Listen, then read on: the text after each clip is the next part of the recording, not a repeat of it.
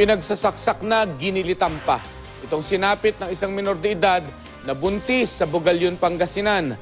Suspect ang mismong live-in partner ng biktima. Makibalita tayo kay Michael Siso ng GMA Dagupan.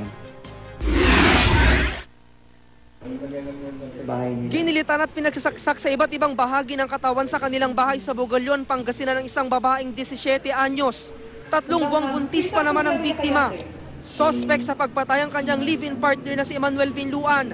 Naaresto siya matapos ang krimen. By 10 p.m. Itong suspect? Opo, itong suspect pumunta pong yan. Pagkatapos obserbasyon nila, yung mga nagsusel parang balisa.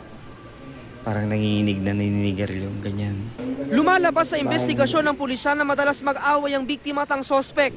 Selos ang tinitig ng anggulo ng mga otoridad sa krimen. Inaalam din ng pulisya kung nasa impluwensya ng droga ang suspect ng gawin ng krimen, lalo pat brutal ang pagkakapaslang sa biktima. 6 na saksak pam dito sa likuran niya.